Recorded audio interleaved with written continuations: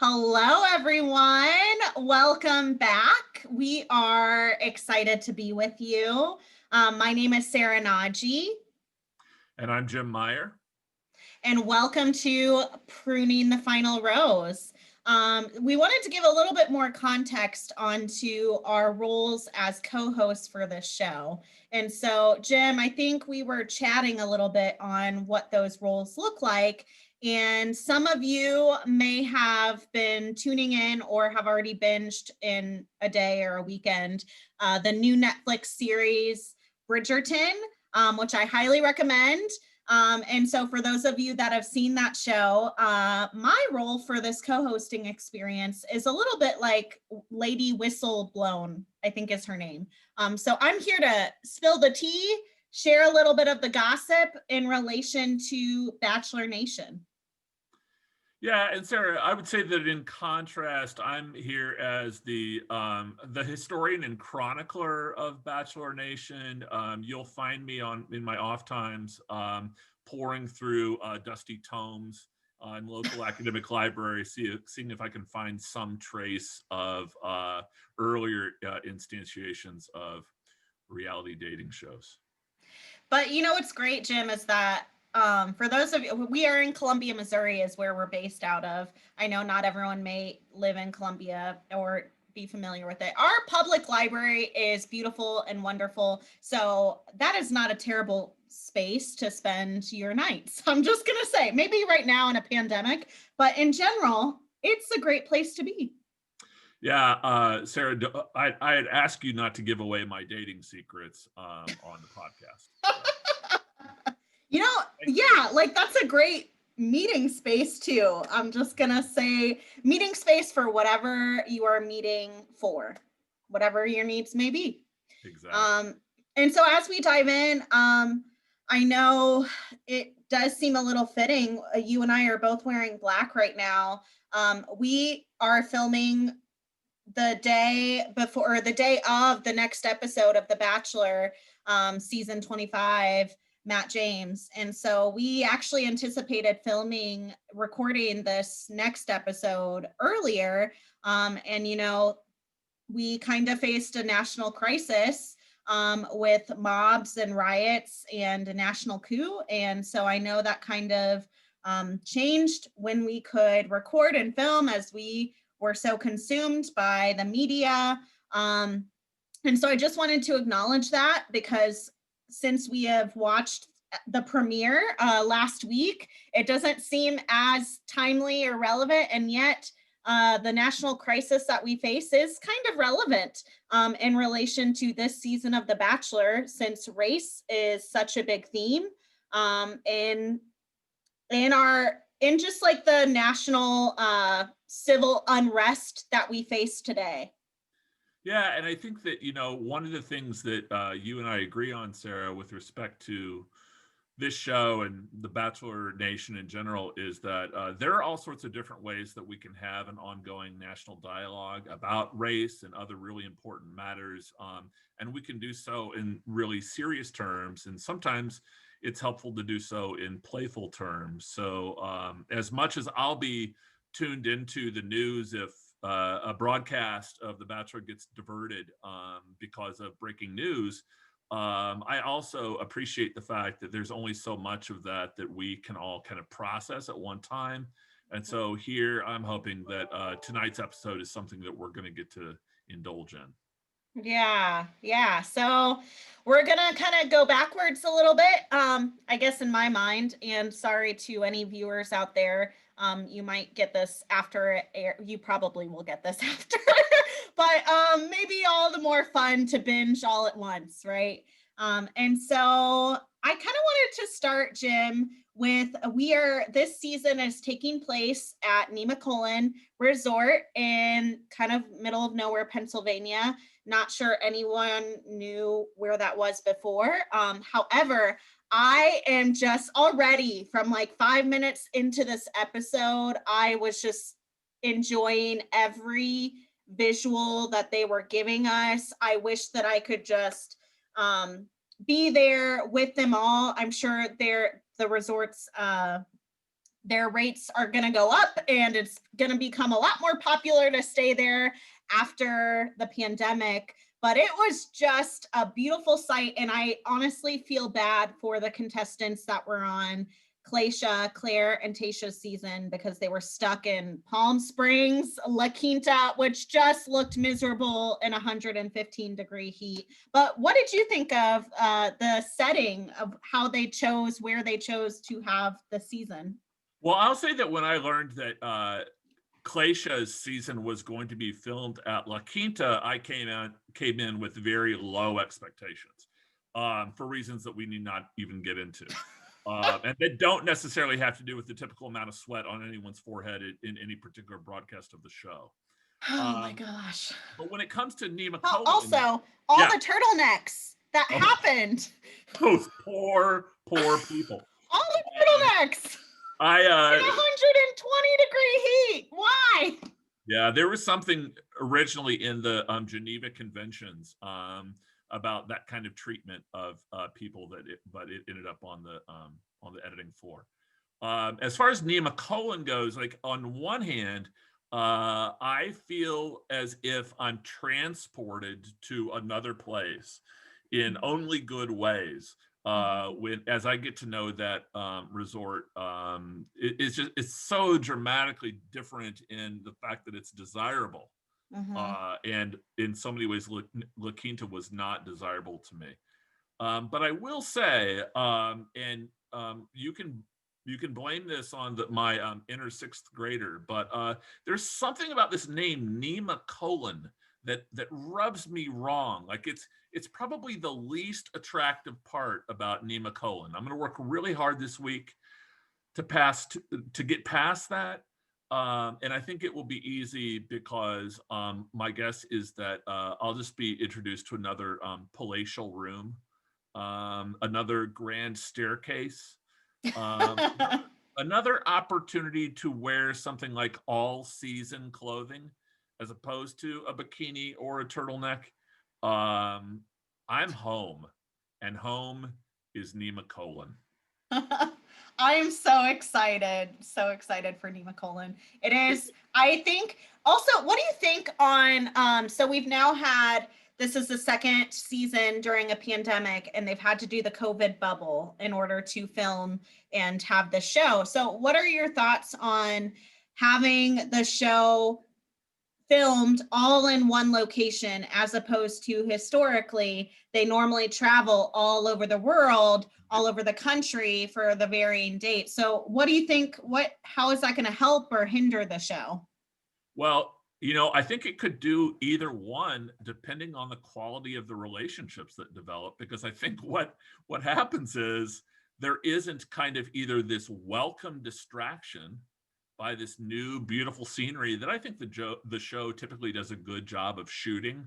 Like Mhm. I do oftentimes feel like I'm in the midst of a Rick Steves episode, and I'm sorry for that PBS reference, but I do sometimes feel like I'm in the middle of a Rick Steves Europe episode when I'm watching The Bachelor or The Bachelorette.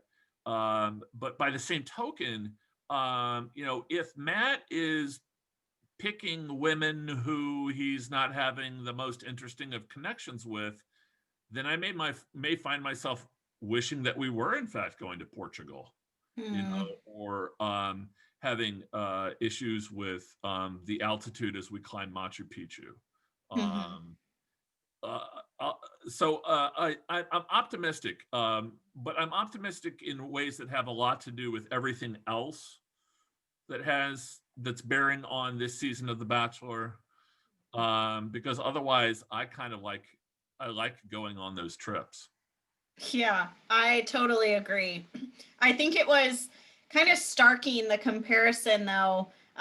Just in the intro, when you see Matt James, he's flying into the resort. And for those of you, well, in general, I would say people that aren't familiar with the show or aren't immersed into all of Bachelor Nation like I tend to be, they may not even know who Matt James is because he is, in fact, one of the first leads that has not been on a former season of the show. He was supposed to be on the Bachelorette of Claire's season, and then last summer, amidst all the civil unrest, and I think there was a petition that went around by a lot of people in Bachelor Nation that were really calling for a lot more diversity and representation for the show and demanding that, because it's season 25 now of The Bachelor, and there's just a very, very hugely lack of representation and diversity on the show. And as grateful as I am to have Matt James as our Bachelor and to be the first Black Bachelor, I also did not love how the franchise rolled out that announcement. It kind of seemed like a knee-jerk reaction. And also, this will kind of get into somewhat of this episode and some of the other players in the show of how I feel about how Bachelor Nation is, how the producers and production is handling first Black Bachelor. And I don't think they're doing a great job so far. However, yeah, it seemed a little performative. Anyways, sorry, you can respond and then I have another thought. Yeah, well, I think that your mention of it being performative is apt. And I feel like given our experience with the show up to now, that can't be a surprise. I think Right. sometimes when the franchise does good and progressive things, it almost does them by accident. It happens upon a situation in which a conversation occurs or a particular pairing happens, which on one hand, to me is kind of refreshing because that part actually feels more organic that way. The problem is that as you lead up to hoping that something like that will happen, how do you set the stage for the season without overplaying that particular hand? And I guess all I'll say is that I'm expecting that they're going to overplay that hand. It's just what they do, right? What do you mean by overplay? What I mean is that, ideally, the first a kind of groundbreaking type of lead in this show is going to be groundbreaking in ways that are self-evident, and are going to be positive in ways that prove themselves by what happens with the character, the audience, and other contestants on the show, not because we continue to say that it's a big deal. I don't want The Bachelor to tell me that it's doing something groundbreaking when it comes to race. I want them to show me, right? And the way that they show me is by, among other things, allowing Matt James and the women in his cast to be who they're going to be. Mm-hmm. Let me give you an example just to crystallize this. I thought that the conversations that happened last Bachelorette season between Tayshia and her finalists were some of the most wonderfully natural conversations about race and other things that I think the show has ever hosted. But I got to be honest with you, I don't have a whole lot of faith that it's thanks to the show that those things happened. No, absolutely not. They just kind of gave Tayshia free reign to be Tayshia. Casting matters. And I do think it's still an open question to us whether Matt James is going to be that type of Bachelor that the show really needs, or whether we're going to all kind of leave the show this season being disappointed and thinking about what could have been. Yeah, so I have a lot of thoughts about that. I'll try to be as succinct as I can. But so you mentioned that you think you want essentially the Bachelor franchise to show you, not necessarily broadcast or promote the changes, which Correct. I think is fair. However, I would also argue that it is still so evident based on the premiere that they really have no idea what they're doing. It seemed, and I think this is part of the problem that I hope will continue to evolve and grow and dissipate in Bachelor franchise, and you can't really do that until you try new things. And so I do understand that this is them kind of paving the way, trying something different. But for example, the sit down conversation with Chris and Matt James Yes. was kind of very it was hard to watch, to be honest. I just kind of felt like, and clearly it was staged. We know that because, and which I think is even worse, considering how Chris conveyed himself and came off. I felt like Chris Harrison, being the host of the show, and being the host for the last 20 something seasons, so almost 20 years that he's been doing this. And he kind of acted and behaved in a way with Matt James like he didn't understand. It was the white elephant in the room when Matt James was trying to share, I feel so much weight on my shoulders being the first Black lead. And I felt like Chris Harrison was just kind of sweeping it under the rug, and almost in a sense kind of this like color blindness. Well, it doesn't matter who you end up with.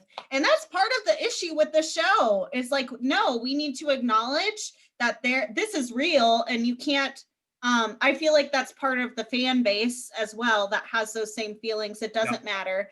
And I actually, as someone that follows Matt James Instagram before he was named Bachelor, I know that he was pretty active in some of the protests last summer with Black Lives Matter. And in his role, I think so many people, well, he hasn't been on a season. So I think that in itself is going to be interesting. And we see that kind of play out because he's like, I don't know how this works.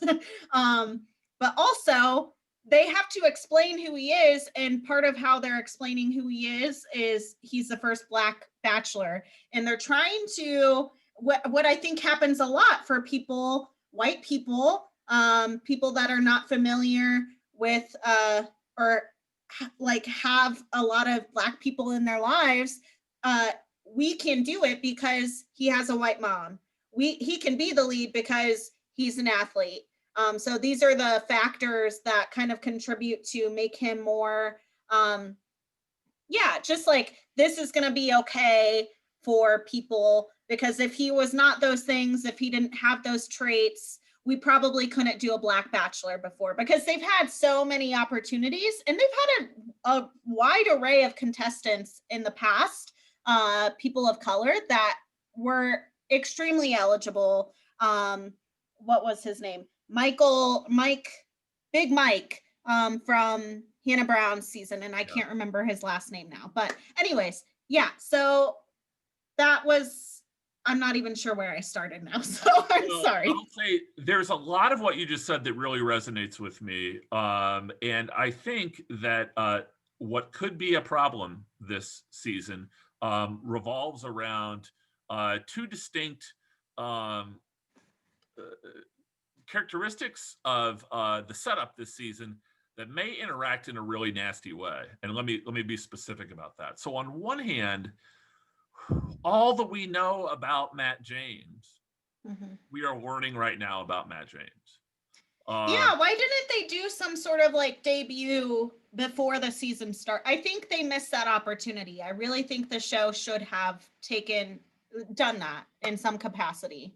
Well, similar, and maybe it didn't have to be broadcast on ABC. Yes. But it could have been a YouTube show or something, because, and only because we are doing this show, Jim, I've never done this before, but for the first time, Chris Harrison usually does a reveal of all the contestants.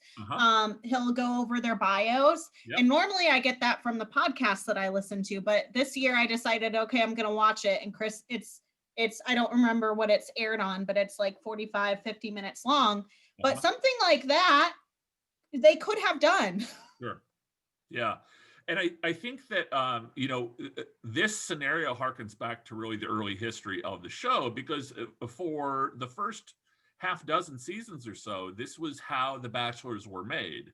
That is that they were made by picking some guy out of the blue, Mhm. who the producers felt like had, in addition to a recently touched up six pack, that had a kind of charisma, either in the kind of job that they had or the kind of background that they had. We had Andrew Firestone, who was from this winemaking family that Mhm. ultimately tied him back to the Firestone Tire Company. Or we had this guy who I believe his name was Andrew Baldwin, but he was a former naval officer, and so they showed all these shots of him in uniform. And so what's Matt James's wine, Chick. his vineyard or his uniform? Um, he's the first Black Bachelor, Mhm. which I don't think is fair to Matt James, Mhm. or really fair to the audience. But it remains to be seen still who Matt James is. So there's that. And then there's this other thing, which is that back in the day, when you really both had to get to know the Bachelor on his own terms, and you had to get a sense of how the Bachelor made decisions or would make decisions, there was a lot more dialogue between Chris Harrison and whoever that young man was. And let's keep in mind that those dialogues happened when Chris Harrison was a lot closer in age to those guys than he is now to the typical contestant. Mhm. And also when Chris Harrison himself did not have the benefit of almost 20 years of history with Mhm. this show when those conversations happened. I think Chris is rusty Mhm. in that respect. Usually he has his stock phrases, his stock scenes, or now he's been kind of playing the straight-faced clown in a Mhm. lot of different little vignettes in the show. But I think that one of the real things that this season might test is whether Chris Harrison is still relevant to The Bachelor, if The Bachelor is going to attempt to keep with the times. Mhm. I found his interaction with Matt James in the conversation you cited as being a little patronizing. Absolutely. And I think if, fingers crossed, we find that Matt James is, in fact, a guy who's worthy of what this season is setting out for him, I think we're going to look back at some of these early interactions with Chris and say to ourselves, couldn't the show have done better? Like, couldn't We're the show? not looking back right now. Like when it was happening, I felt Right. that way. Yeah. Yeah. And I think, I'm giving the benefit of the doubt to Chris, if for no other reason than I know that, the Bachelor Nation fan base is generally speaking pretty fond of him. And I don't have any problems with him, but I do think that there is this added question of whether the disparity in age between Chris and the typical male contestant, the typical female contestant, is going to be something that is going to work for the show or not. Mhm. And count me as currently unconvinced. It's interesting that you mentioned the shift, Jim, of how when Chris was younger, he would do more of that counseling with the leads. And now that he is older, he has more experience under his belt. He's doing less of that, which is, it makes me wonder if like how much of the show and the franchise has pushed that, because I know that the leads and contestants, they all get their own producers, right? Uh-huh. And they're having a lot of those conversations with the producers. Yes. So have they decided that for the leads specifically, that's the better route to go, for the leads to have the producers to talk things out with? Right. Right. um, Maybe because of the dynamic with Chris kind of uh, being dual, right? Like he's there for the contestants and he's there for the lead. um, Well, but go ahead. my theory is that as it has become more and more desirable to be one of the cast of contestants, Mhm. because every episode that you are on makes it a little more likely that you're going to be able to do some sort of product sponsorship or have a social media life outside of the show. It makes it a little more likely that you're going to be cast on a show like Bachelor in Paradise and have your moment in the spotlight, prolonged a little bit. I have to believe that the producers and the cast of contestants are working a lot harder to cultivate them as characters. Mm, And for every minute that each one of, let's say, a dozen of them gets screen time in a confessional, or on a 7-on-1 date or something like that, I think there's just less time in the show for Chris and the lead to have these sit down heart to philosophical hearts. conversations. I mean, I do wonder in retrospect if they were kind of fillers, Mm, you yeah. know. And now, like, if your favorite is contestant number 7 and you just love every moment of screen time that she gets, then why aren't we going to give the cute young co-ed male contestant that screen time, as opposed to the old guy like me Mm-hmm. who just happens to have been the host for the last 20 years? Well, and I do think that Chris Harrison has also probably, as the show has continued and become more of the entity that it is, he has a larger role with the show, I think. And I think that he plays more of a producing role now too than he did when he first started. I have no doubt about that. So that probably plays a dynamic. But going back to how they could have done it better, I think part of the issue is that they just do not have enough people at the table. They do not have enough people working for the show Mm, that are come from varying backgrounds. And I yes. think that's part of where they to like have a different voice at the table to say like that conversation with Chris Harrison and Matt, like maybe we shouldn't air that. There's a lot, so I don't want to put all the blame, I guess, on Chris Harrison is what I'm trying to say, because I know that's not just him. I think he has some Yeah. responsibility in that conversation, but it's not all him, it's the Right. show as a whole. And so I want to kind of segue that into, I wonder if that conversation, this Black man, first Black bachelor, talking about the pressure that he's having, would have been better off since they showed he had a conversation with his mom. If that would have been a better place for him to have that conversation with someone that has more familiarity maybe with people in a different identity, someone that is your own flesh and blood, Yeah. rather than Chris Harrison, white man of Yeah. privilege. So I wonder, I think even just that would have made that conversation so much better. But conversation with mom, thoughts? I could go either way. I think one of the things that Conversation with Mom did was it gave us a better sense of Matt's background and upbringing. It painted that picture in a little bit more. It also served to emphasize what seems to be a theme for this season, and that is that, like, Matt's going to be all up in the vulnerability Mm-hmm. thing, and at least if that is a note that he is hitting in a conversation with his mom, there Mm-hmm. is more of a sense of authenticity to that, because it's easiest to be vulnerable with the people that you're most comfortable with. Would Mm-hmm. you want to be vulnerable with Chris Harrison in a conversation? You don't have to answer that question, Sarah. That's a rhetorical question, but it's one thing to have these things come out in a conversation with someone that you're dating.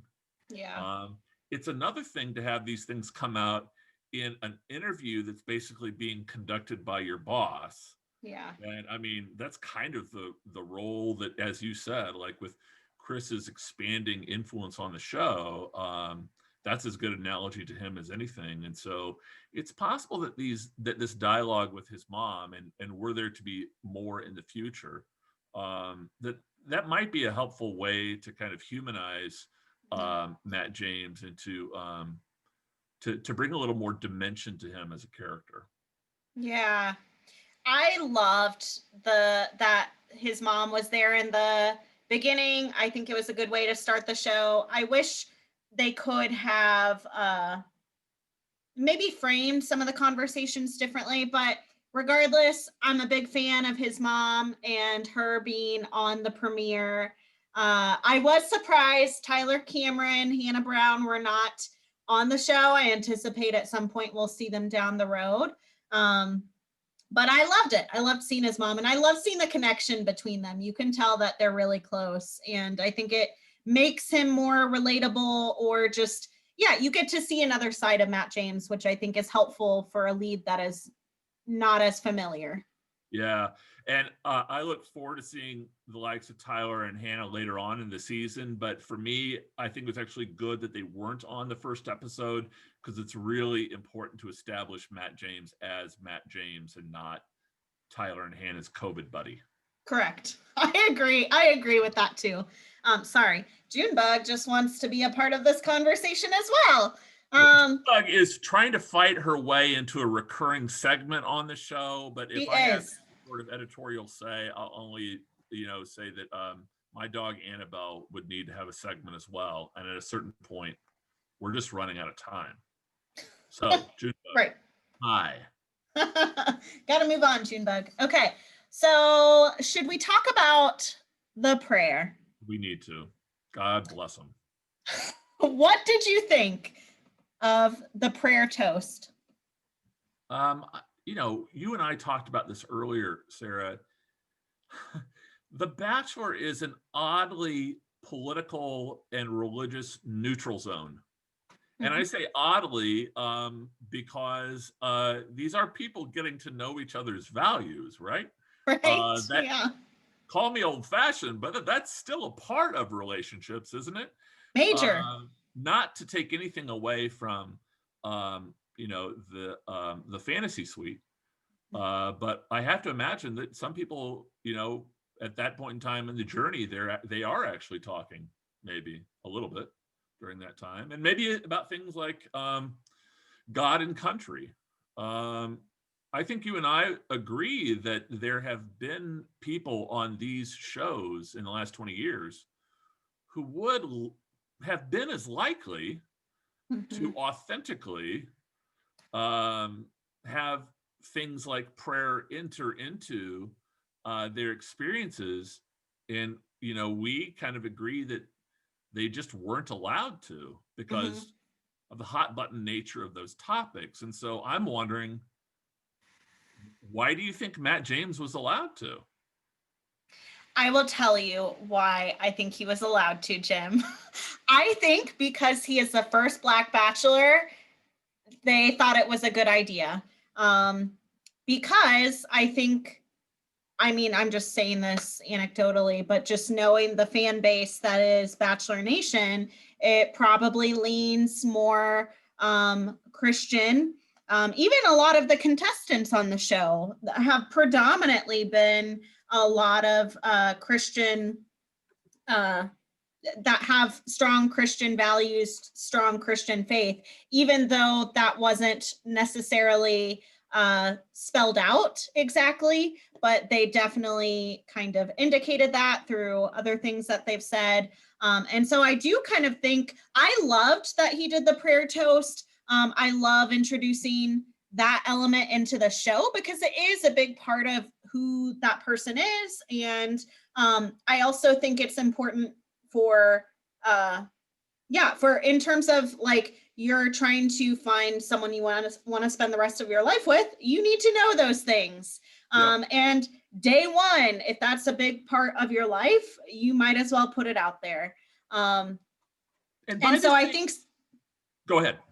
I think some people were talking about how it might have been offensive, or just, I think the show just tries to be as inclusive as possible without, again, it kind of coming back to this like color blindness. Like it kind of has this like lane of, here's our white vanilla and this is our safe zone. Which I don't love. And I'm happy to see that we're making some strides forward and being authentic. And calling things out how they need to be called out in ways they have never been done before. And so I do think that Matt James being the first Black lead plays a big role in why he was given the permission to bring religion into the show, because that has never really been done in the way that it has been before. And we did talk about how there are lots of previous leads that easily could have done that. Rachel Lindsay, Hannah Brown, Colton, all fairly recent leads that I know without a doubt that faith and religion is very important to them. So, and purportedly, Tayshia had a conversation with finalists, right? That yeah, with Ivan. Yes. And that was the reason that she sent him home, because they had religious differences. And so, yeah, I guess that door has now been opened. Hopefully the Bachelor Nation can handle that and the producers can handle that. I think that's a good thing for the show. But yeah, so first impression, Rose, what did you think? Well, I don't know. I don't know what to think. If in part because to me, the first impression rose is a plot device that I think that the show had pretty well determined had a kind of singular purpose. And that was to make it clear to everybody, both the castmates and the audience, who the early favorite is. And we could talk about whether that's a worthwhile endeavor or not. But I think more importantly, I'd like to discuss the fact that, Matt made an interesting choice. I say that for two different reasons. One, because the woman that he chose, Abigail, ends up being herself a kind of first in Bachelor history, as we learn about her being born deaf and then learning to talk and being able to being able to hear thanks to cochlear implants. So there's that. But then there's also, and this could be subjective on my part, but I didn't get the sense in the way that they edited the rest of the episode that she was in fact someone who particularly caught his eye, or another way of putting it, earned not just the first impression rose, but perhaps more significantly, the first filmed kiss of the season. Which I don't have a problem with, except if they do in fact have the typical first impression rose connection. And I think that the typical viewer would know what I'm talking about by calling it that. They didn't set it up as they usually would. So there's something going on here. And I'm not sure what it is, and I'm interested to find out. But let's just say that scene and that choice were unconventional in a couple of different ways. Yeah, I agree with you. What did you think? It was unexpected. I was surprised that he chose Abigail for the first impression rose. And we talked about the word vulnerable being used. And it seemed like that was the reason why he gave her that rose. Because she was showing vulnerability in a way that he wanted all the women to show. And I agree with you. It didn't necessarily seem like it was because of attraction. I know in Bachelor in Paradise, they often refer to friend roses. And so part of me wonders, like, is that a friend rose? And he's just trying to secure her place in the show because he wants to highlight her story, which is a strategy. In a way, this is a game, right? And so he's probably, and he's an athlete. Like, he probably did went what are the, I don't know sports things. They they look at, they do like the pregame. They're watching the plays and preparing. So he did his research, okay, Mhm. and I think he is trying to do things in his own way, which I know every lead says that. Yep. But I think he is being very strategic about it. Mhm. Um, and we'll see. Only time will tell whether or not Abigail truly is a front runner because he is interested in pursuing a relationship with her, or if it's because he really just wants to ensure her place on the show.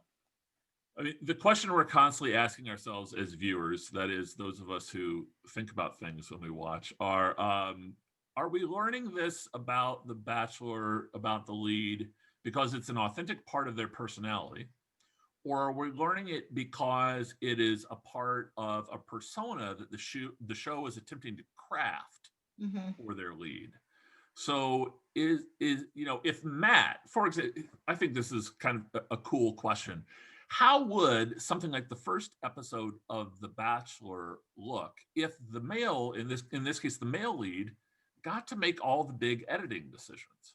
You know, if he was asked, for example, um, you know, who do you think that might be your first impression rose recipient, and why are you going to pick them? Or if he were asked, for example, what is it important to you that you are seen doing on the show as a way of people getting to know you? Mm-hmm. And maybe he would say, well, prayer and religion mean a lot to me. So if it's okay, I'm going to offer a prayer right before the final rose ceremony, and I'd ask that please get left in. I mean, I don't get the sense that our cast members have any editorial voice in the show at all. I mean, Cast or leads?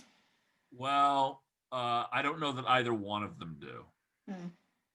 You would hope, you would guess that the leads would. Um, Well, in a way, too, the leads, I guess, somewhat do because, as we discussed, like Matt James had to get that approved before he could say a prayer. Like it just Undoubtedly. never would have happened before. I don't think they would have allowed it. They would not have aired it if it was That, not okay. well, and that's the other thing, is it possible that Colton at one point said a prayer or several prayers, right, in Probably. his episodes, and they just always got left on the editing floor, Mm-hmm. because on one hand you want your lead to act as authentically as possible, and if authentic for Colton is saying a prayer at the meal, let him say the prayer at the meal. That doesn't mean that we're gonna show it, right? Mm-hmm. So I think what you and I would both agree on is the fact that what we see in an episode, from the hundreds of hours that I'm sure they film over the course of the season, everything is intentional.